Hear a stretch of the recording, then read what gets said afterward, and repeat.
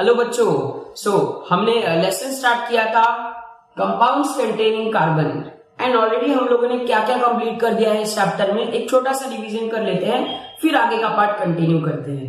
Hopefully आपने revise किया होगा। So in this compound containing carbon, इसमें हमने पढ़ा है introduction part of the topic, that which kind of bonds they can form. तो ये कोवैलेंट बॉन्ड बनाते हैं, हमने लास्ट टाइम ये कंप्लीट कर लिया था।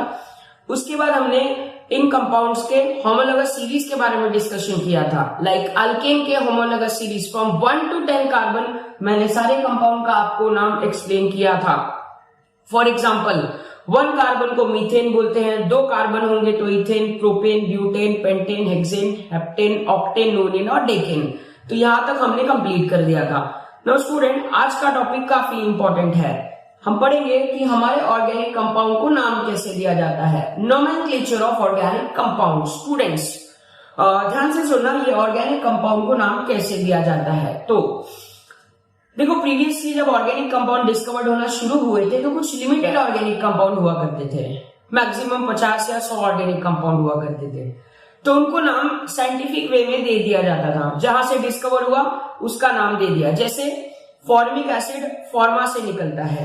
फॉर एग्जाम्पल फॉर्मिक एसिड फॉर्मा से निकलता है। फॉर्मा मतलब एंट, तो एंट को लैटिन में फॉर्मा कहते हैं, तो उससे जो एसिड निकलता है वो फॉर्मिक एसिड। तो ये उसका हो गया साइंटिफिक नेम, कॉमन नेम इसे बोल सकते हैं।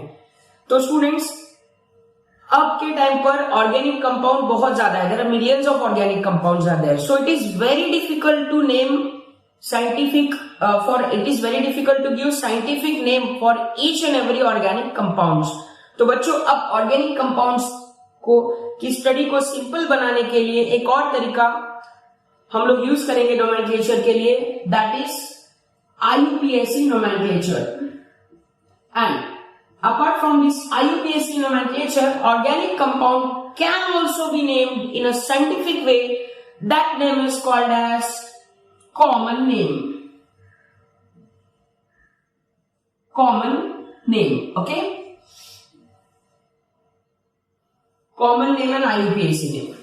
So organic compounds can be named in 2 different ways, that is common name and IUPAC name। Student, common name तो उसके ओरिजिन के ऊपर डिसाइड हो जाएगा, जहां से मिला है वो कंपाउंड उसके कॉमन नेम्स हो जाएंगे। लेकिन ये IUPAC नेम बहुत ही स्टैंडर्ड नेम है, ये नेम ही मोस्टली हम यूज करते हैं। तो बच्चों, सभी कंपाउंड का कॉमन नेम पॉसिबल नहीं हो सकता है, बट जितने भी कंपाउंड एग्जिस्ट होंगे सबका IUPAC नेम जरूर एग्जिस्ट होगा। सो एक पॉइंट याद रखना कि सारे कंपाउंड के लिए IUPAC नेम बन सकता है, लेकिन सभी कंपाउंड के लिए कॉमन नेम जो है वो नहीं बन सकता। ना बच्चों, IUPAC का फुल फॉर्म सुनो जरा। IUPAC एक्चुअली है क्या? In this IUPAC, I represent international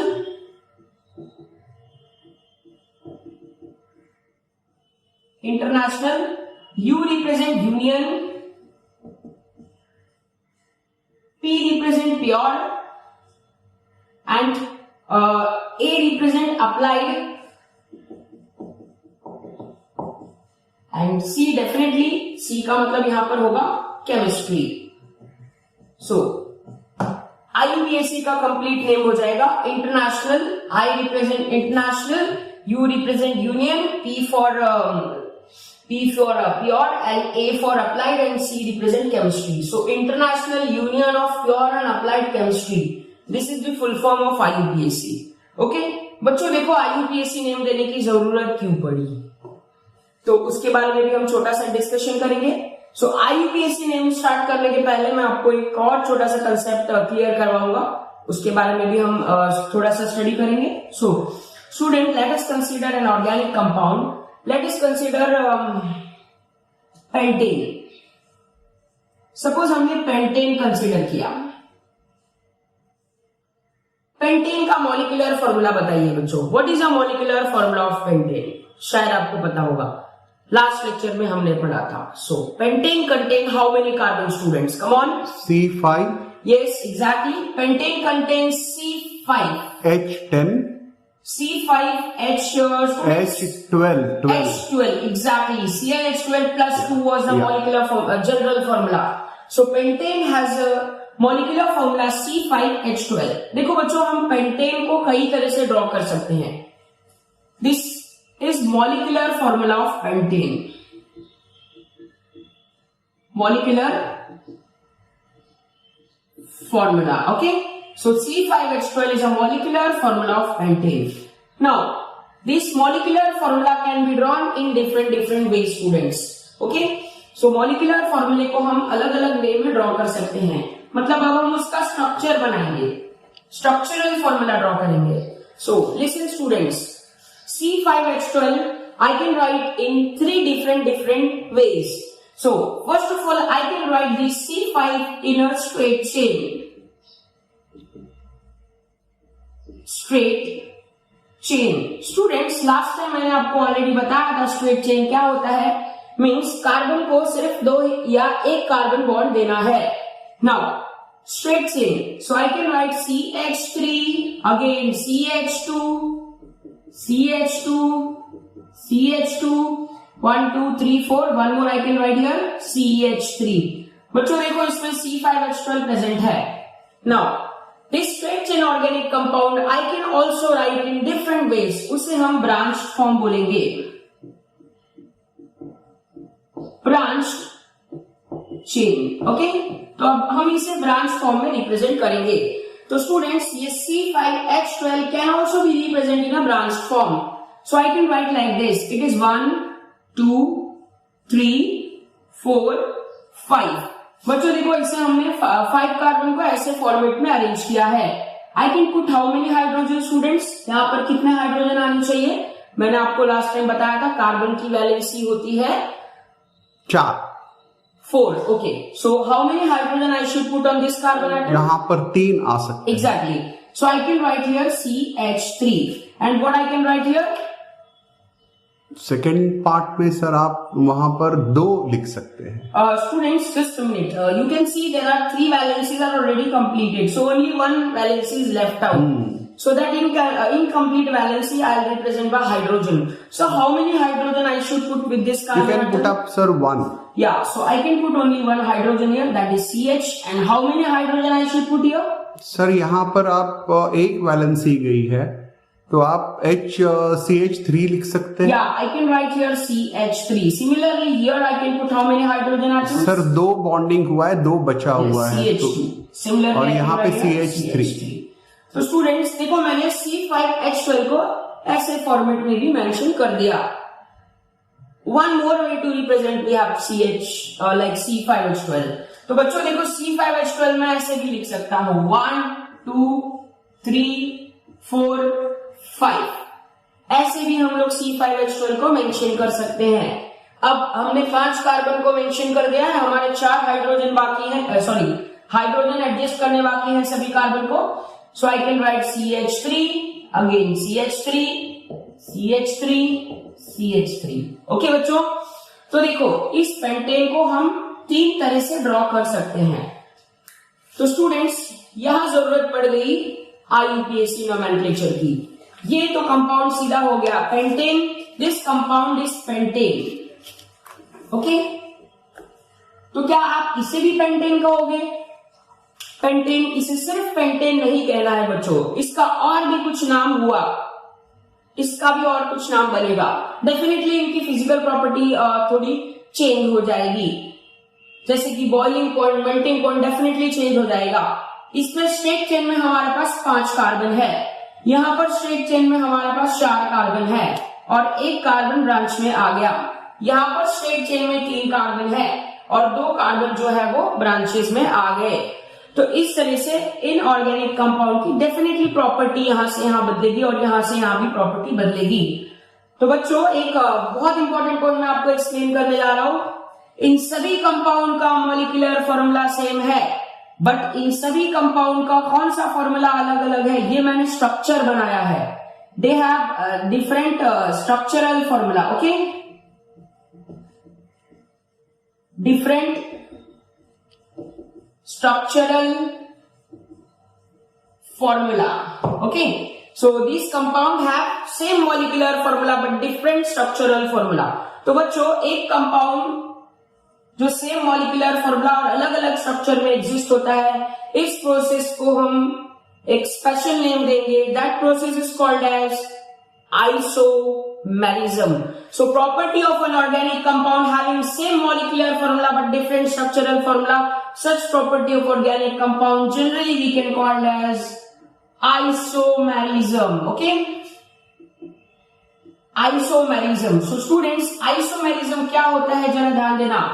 iso mean same, MERS means part. एक ही पार्ट के अलग अलग स्ट्रक्चर बन रहे हैं, उसे आइसोमेरिज्म बोलते हैं. तो आइसोमेरिज्म इज अ फिनोमिनल और a process.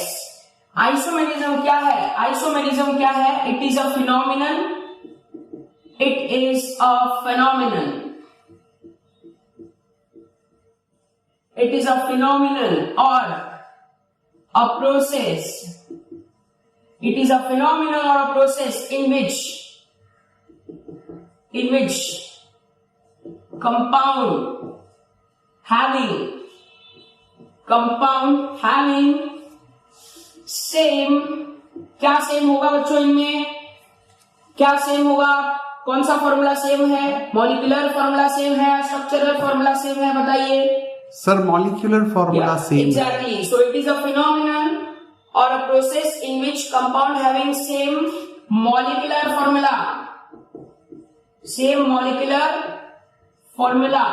but different structural formula. Yeah, but different structural formula.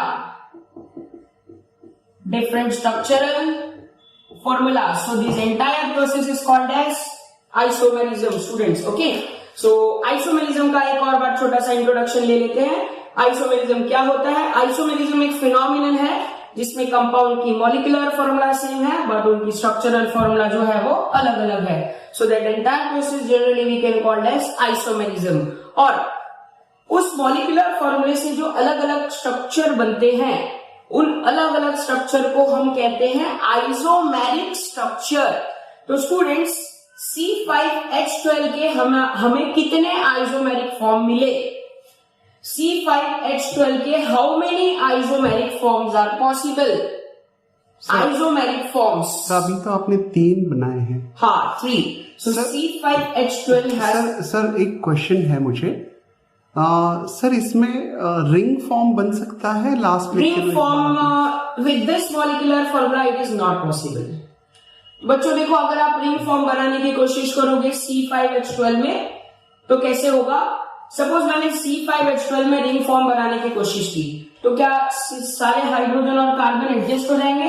Let's have a discussion on that students. C5, तो आई हैव 5 कार्बन. ओके, हाँ, 5 carbon. Then 1 2 3 4 5. Okay student, carbon तो adjust हो गए ring में, क्या hydrogen भी adjust हो जाएंगे? चलो सारे कार्बन को हाइड्रोजन अटैच करो. सो how many hydrogen I can put on each carbon? Come on. 3. No. 2. Yes, exactly 2. So I can put H2. Again I can put H2 and H2. क्या बच्चों इसमें C5H12 है and how many carbon here I have?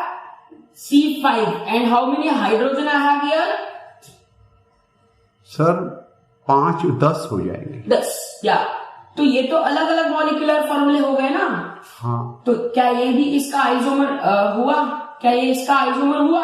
नहीं हुआ. नहीं होगा sir. नहीं हुआ. Okay, so compound should have same molecular formula. तो बच्चों लेकिन इसमें ऑक्सीजन या नाइट्रोजन कोई ऐड हो सकता है? No. Isomeric form means same molecular formula. अगर मैंने यहाँ पर ऑक्सीजन ऐड कर दिया तो मेरा मॉलिक्यूलर फॉर्मूला चेंज हो जाएगा.